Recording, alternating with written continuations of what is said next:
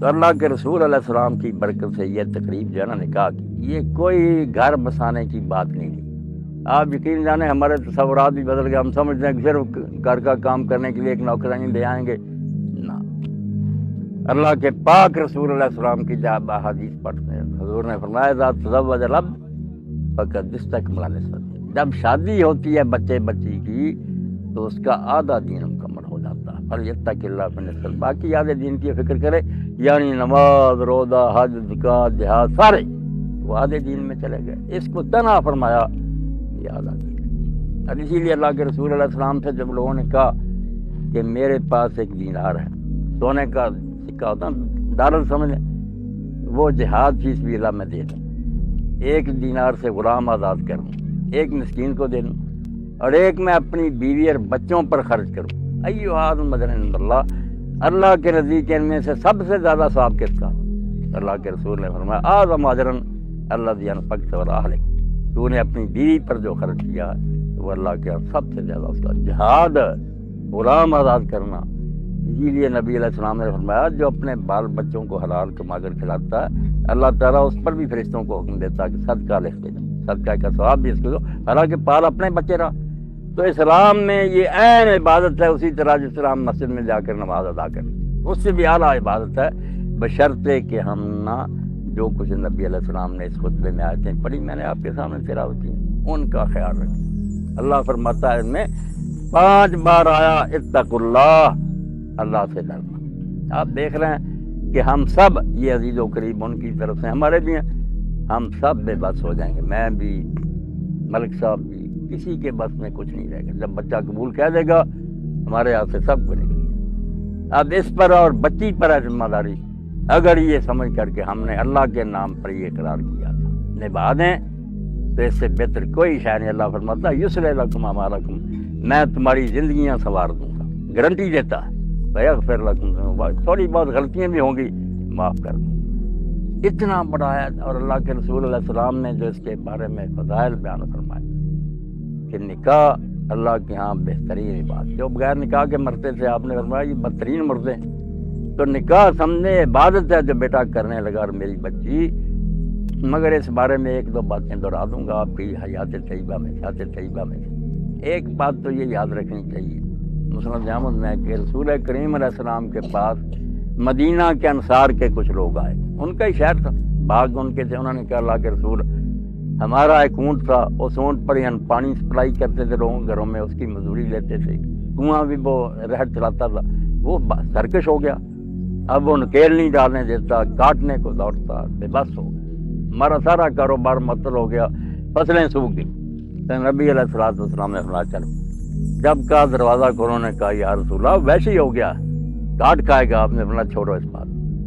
جب دروازہ کھولا تو اونٹ جو تھا وہ سر جھکا سا ہے اور آ کر آپ کے سامنے نہ سجدے میں پڑ گیا۔ حضور نے نکیل پکڑی، اس کے ہاتھ ناک میں ڈالی، پکڑا دیا، کام میں لگا دیا۔ تو لوگوں نے پوچھا اللہ کے رسول یہ جانور بھی جانتے ہیں کہ آپ اللہ کے رسول ہیں؟ حضور نے فرمایا سوائے بدبخت کچھ جنوں کے انسانوں کے، زمین و آسمان کی ہر شے چاہے وہ جاندار ہے یا بے جان جانتی ہے کہ اللہ کا۔ ہاں تو لوگوں نے اس وقت اللہ کے رسول علیہ السلام اس جانور نے آپ کو سجدہ کیا، کیا ہم بھی آپ کو سجدہ کریں؟ فرمایا نہیں، سجدہ اگر اسلام میں اللہ کے سوا کسی کو جائز ہوتا تو میں نے عورتوں کو حکم دیتا کہ اپنے خاندوں کو سجدہ کرو۔ اگر بچی سن رہی کتنا ان کا بھی کتنا مقام ہے، یہ صرف انسان نہیں اب رہے گا، خامد ہونے کے لحاظ سے حضور نے فرمایا اگر سجدہ جائز ہوتا میں عورتوں کو حکم دیتا کہ خامدوں کو کریں۔ اور ساتھ جو بات فرمائی انہونی کہ اگر سر سے پاؤں تک انسان جو ہے نا خامد زخموں سے بھرا ہوا ہے، پیپ بیریئر خون، اور بیوی اپنے منہ سے یہاں سے لے کر پاؤں تک اس کو چاٹے پھر بھی وہ خامد کا حق نہیں ادا کرتا، یہ جنت دوزخ ہے بچہ۔ حضور نے فرمایا یاد رکھ، ام حسین آئی، پوچھا خامد ہے؟ ہاں یا رسول اللہ، کیسے برتی ہو؟ کہنے لگی میں کسر نہیں چھوڑتی، اس کو خوش رکھنے۔ فرمایا خیال رکھنا فإنما هو جنت کے ونار، یہ دنیا کا قصہ نہیں، تیری جنت دوزخ کا انحصار اس پر ہے۔ خامد خوش ہوگا 8 دروازے جنت کے کھل جائیں گے، خامد ناراض ہوگا نماز بھی منہ پر مار دی جائے گی۔ اور ادھر خامدوں کو فرمایا کہ خیرکم خیرکم لأہلہ، تم بھی مجلس بڑی میں اللہ کا نام سن کر کہتے ہو کہ ہاں اگر شریعت میرے لیے حلال کرتی تو میں نے قبول کیا، ورنہ یہی بچی تھی نا کہ ملک صاحب اور میں اگر ہماری بیٹیوں کی طرف کوئی نظر اٹھائے سر قلم کر دیں. یہاں مجلس میں کہہ رہے ہیں کہ بیٹا میں دے رہا ہوں. ایسا اقرار اللہ کہتا تو نے اللہ کے نام پر بیٹی کو قبول کیا اور بعد میں بدعہدی کی, ظلم کیا. خیرکم خیرکم لعلی, تم میں سے قیامت کے دن بہترین وہ مسلمان ہوں گے جن کا سلوک اپنی گھر والی سے اچھا ہو. وانا خیرکم لعلی, حضور نے فرمایا میری طرف دیکھو میں تمہارا پیشہ ہو, کیا برتاؤ میرا اپنی کیا. بس ایک بات سنا کر ختم کروں, وقت ہو گیا, ورنہ یہ موقع ہوتا ہے کہ بچے بچیوں کے کان میں کچھ پڑھے. ہم نے جو اس کو خطبے کو برباد کر دیا, آتے ہیں چوروں کی طرح عربی پڑھتے ہیں, کسی کو پتہ نہیں چلا. یہ جرم کر رہے ہیں کہ آپ مولوی صاحب ہماری اتنا خاموشی سے پڑھتے ہیں. دعا کرو جی نکاح ہو گیا. کیا نکاح ہوا؟ ہاں تو واقعہ جو ہے نبی علیہ السلام کی زندگی کا ہلا دینے والا. ہم پہلے سے شادی شدہ بوڑھے بیٹھے ہیں, یہ بچے بھی. ایسا شخص فوت ہوا جس کے جنازے کے ساتھ 70,000 فرشتہ جا رہا تھا, سعد بن معاذ رضی اللہ عنہ. حضور نے فرمایا اس کے جنازے کے ساتھ 70,000 فرشتہ. مگر حیرانی کی بات ہے کہ جب ان کو قبر میں رکھا, لید بنی مٹی ڈالی, کسی قبر پر حضور اتنی دیر نہیں رکے جتنا اس کی قبر پر. بہت دیر حضور نے سبحان اللہ الحمدللہ پڑھا, دعا کی.